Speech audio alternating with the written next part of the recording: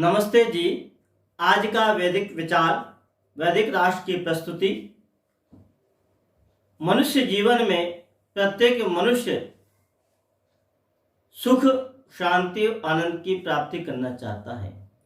हर मनुष्य के जीवन में यह होता है कि मैं मृत्यु कैसे मैं विजय प्राप्त कर लूं, मैं अपने जीवन में अमृत कैसे प्राप्त करूं। अर्थात जीवन में हर व्यक्ति का यह प्रयत्न होता है कि मैं अमृत को प्राप्त करूं। इसलिए वेद की एक बहुत ही प्रसिद्ध सूक्ति है, यस्य छाया अमृतम यस्य मृत्यु।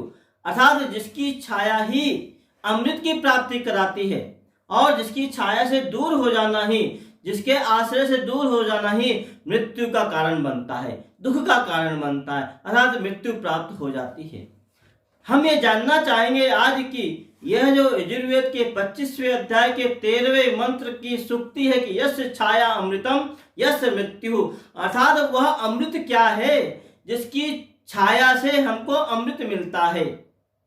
वह परम पवित्र आत्मा जिसके द्वारा आत्मज्ञान की प्राप्ति होती है, शारीरिक, आत्मिक और सामाजिक बल की प्राप्ति होती है। वह परम पवित्र आत्मा, उसकी छाया से हमको अमृत की प्राप्ति होती है और उससे दूर होने पर, उसके आश्रय से दूर होने पर हमको मृत्यु तथा दुख की प्राप्ति होती है।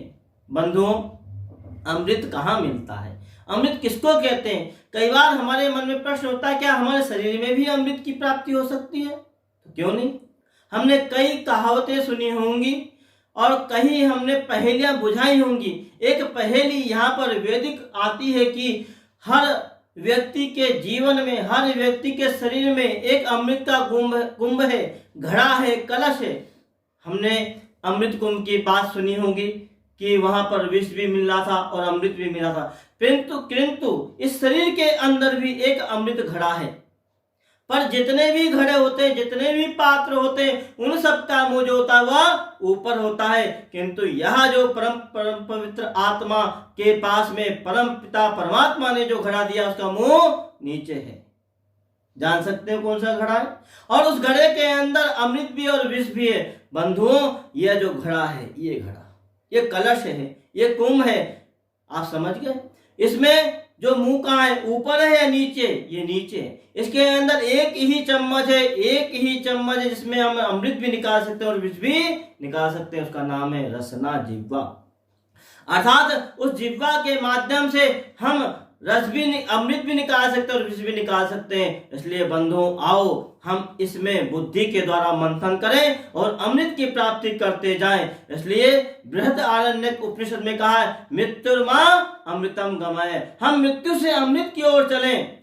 हम कैसे मृत्यु से अमृत की ओर चल सकते हैं? तो बस यही मंत्र कहता है, यस्य छाया, उस परमात्मा की छाया को प्राप्त करें।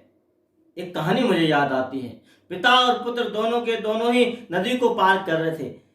पहले पुत्र ने पिता की उंगली को पकड़ा तो जब वो डगमगाने लग गया, गिरने लग गया, तो पिता से पुत्र कहता है, पुत्र ने कहा, पिताजी आप मेरी उंगली को थाम लो, मेरी उंगली को पकड़ लो। लगने में, कहने में एक जैसा ही लगता है, किंतु बंधुओं, जब पुत्र ने पिता की उंगली पकड़ी थी तो वह गिर सकता था, पतित हो सकता था, भ्रमित हो सकता था, किंतु जब पिता ने उसकी उंगली को थाम लिया तो याद रखना, यस्य छाया, उसकी छाया उसको मिल गई है और वह अमृत की प्राप्ति कर सकता है। आओ बंधुओं, हम मृत्युर्मा अमृतम गमय, यस्य छाया अमृतम यस्य मृत्यु, उस छाया को प्राप्त करें और उसकी मृत्यु से हम दूर होते जाएं। आगे हम इसी प्रकार से इन वेद मंत्रों की सूक्तियां यहाँ हम विचार भी करेंगे अगले एपिसोड में, अगले वीडियो में, कि अमृत क्या है, अमृत की प्राप्ति कैसे करें और इस अमृत का संबंध सिख धर्म में गुरु नानक ने किस प्रकार से संबंध को स्थापित किया है। उन वेद मंत्रों के द्वारा मैं आगे चर्चा करता रहूंगा। यदि आपको इस विषय पर और कुछ सुनना चाहते हैं, जानना चाहते हैं, वैदिक सिद्धांतों को समझना चाहते हैं, तो आप वैदिक राष्ट्र YouTube चैनल सब्सक्राइब करिए, लाइक करिए, शेयर करिए। इन्हीं शब्दों के साथ आप सभी का धन्यवाद। ओम शांति शांति शांति।